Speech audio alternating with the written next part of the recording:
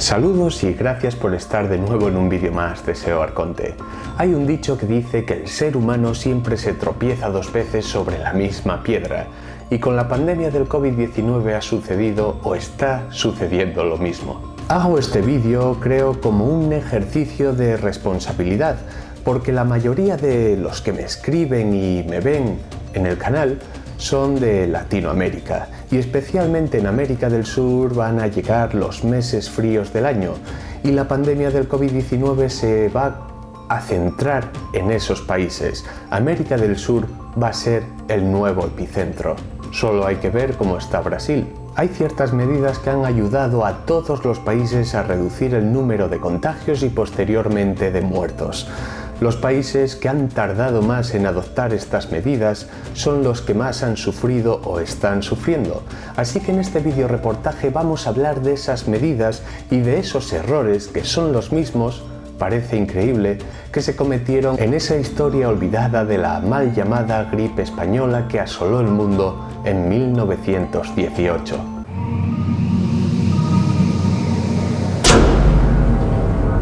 SEO Arconte te dirá aquello que no quieres escuchar. En 1918 se originó la pandemia de la mal llamada gripe española. Se vinculó a España precisamente porque fue el primer país en informar de ella, ya que no había por aquel entonces censura en los medios de comunicación y era un país neutral en la Primera Guerra Mundial. Se estima que esta gripe afectó a 1/3 de la población mundial por aquel entonces y que entre 50 y 100 millones de personas murieron a causa de esta pandemia, creando estragos sobre todo en Europa, sumida en el hambre y la pobreza tras la fatídica Primera Guerra Mundial. Se cebó especialmente entre los soldados que combatían en las trincheras y era tal la carga viral que existía al no haber ningún tipo de inmunidad colectiva que una persona podía estar sana, empezar a presentar síntomas y morir en tan solo 48 horas de una severa neumonía. Vamos, lo que hemos visto en la actualidad con la pandemia del COVID-19.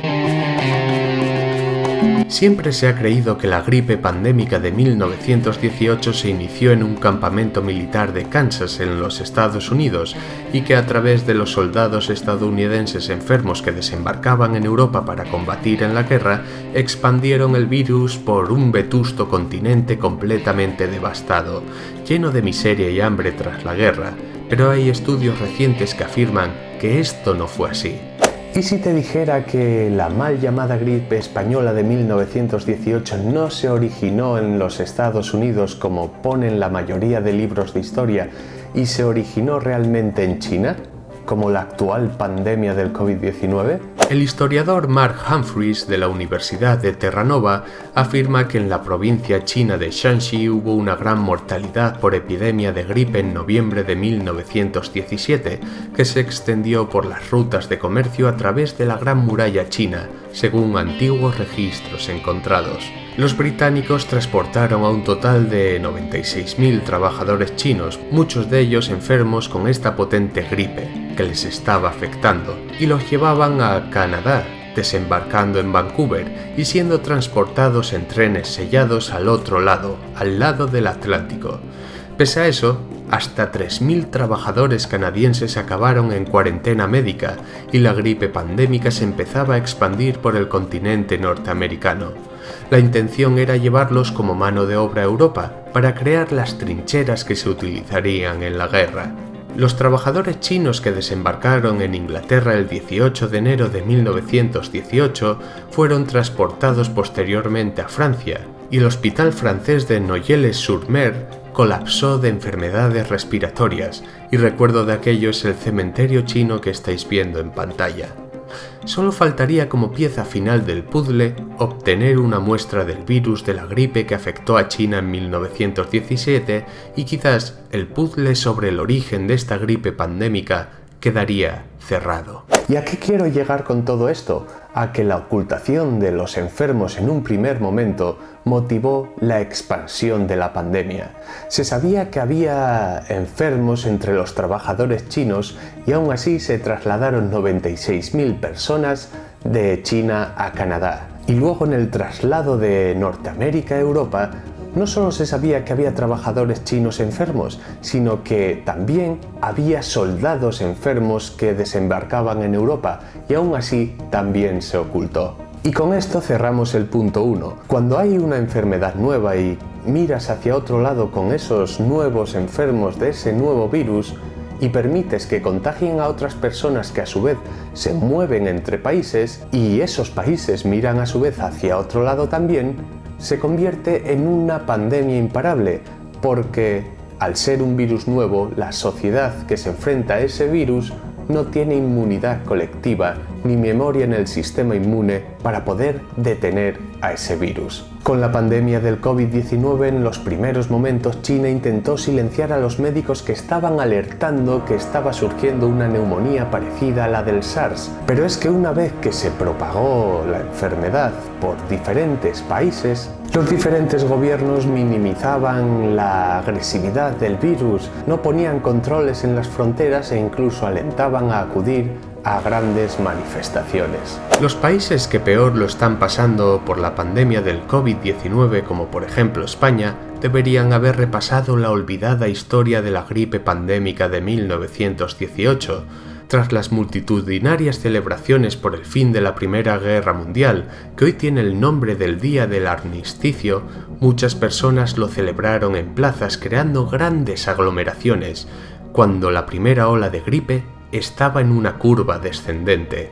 Estas celebraciones multitudinarias provocaron una aceleración de los contagios, provocando una segunda ola aún peor que la primera. En la actualidad, España es el segundo país del mundo con más fallecidos por cada millón de habitantes a causa del COVID-19. Se aceleró el número de contagios y posteriormente de muertes por no haber hecho absolutamente nada a tiempo. No se cerraban las fronteras, se seguían permitiendo las grandes aglomeraciones en cines, teatros, estadios de fútbol, conciertos y mítines, e incluso el gobierno alentaba a las personas a acudir a manifestaciones. Solo las medidas de distanciamiento social y la prohibición de salir a las calles, nada más que para lo esencial, detuvo la curva ascendente y el colapso sanitario. Todos los países que se han negado a adoptar medidas de confinamiento han tenido que adoptarlas posteriormente cuando el número de fallecidos ha empezado a colapsar los hospitales. Y mirar la gráfica de cómo está Brasil.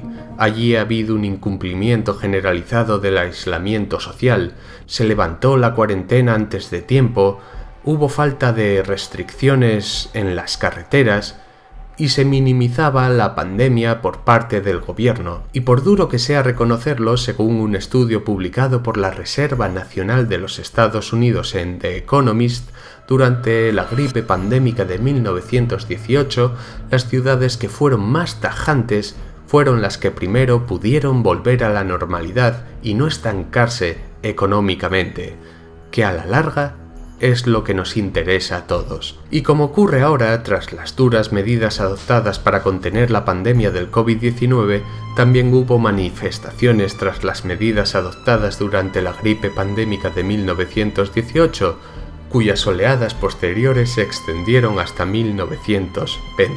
Esto nos lleva al punto 2. Evita las grandes aglomeraciones de personas. Durante la mal llamada gripe española, las grandes celebraciones, las grandes aglomeraciones de personas provocaron una segunda oleada de contagios que fue aún peor que la primera. Una de las imágenes más icónicas de la gripe pandémica de 1918 es la de este revisor de tranvía, negando la entrada a un pasajero por no llevar mascarilla. Y es que por aquel entonces, aparte del confinamiento, otras de las herramientas que se utilizaban para combatir la pandemia era el de proteger las vías respiratorias con lo que fuese. Todo el mundo utilizaba las mascarillas y el que no lo hiciera era considerado un peligro para los demás. Vamos, absolutamente lo mismo que sucede ahora. Sin embargo, tal y como sucede con la pandemia del COVID-19, en la gripe pandémica de 1918 había personas que les molestaba llevar la mascarilla. En la ciudad estadounidense de San Francisco se creó la Liga Antimascarilla, formada por unas 4.000 personas, entre los que se encontraban médicos y funcionarios electos. Es increíble cómo se vuelve a repetir la historia. Yo, por ejemplo, llevo utilizando mascarilla desde principios de marzo. Tanto la utilizo en el trabajo como cuando entro en lugares cerrados. Siempre la desinfecto con alcohol de 70 después de su uso y la verdad que desde entonces no he tenido ni una simple carraspera. Ahora bien, creo que el elemento más importante para combatir una pandemia es el sistema inmune de una persona.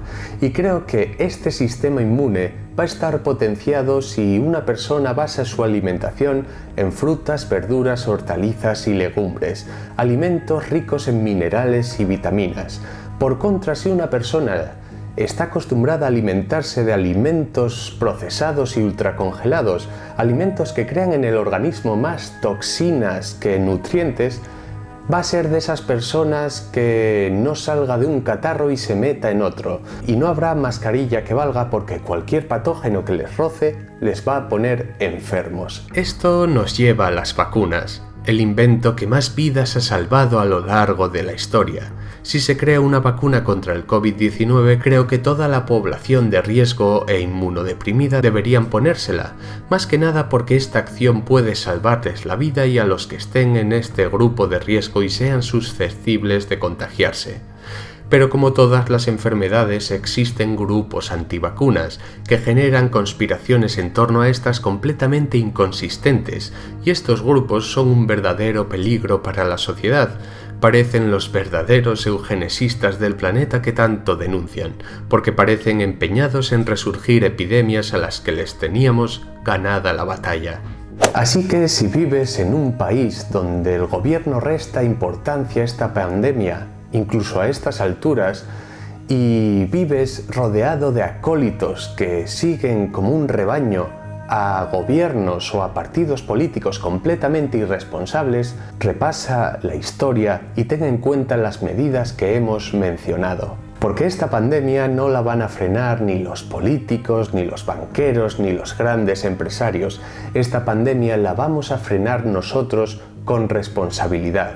Y sobre todo a quien hay que agradecerles en estos momentos todo es a los sanitarios, a las personas que trabajan en supermercados, a los repartidores y camioneros, a las personas que trabajan en limpieza y a todos los que con responsabilidad en cada uno de los países han sabido frenar la curva para evitar o alejarse del colapso sanitario. SEO Arconte, el canal alternativo de la información alternativa.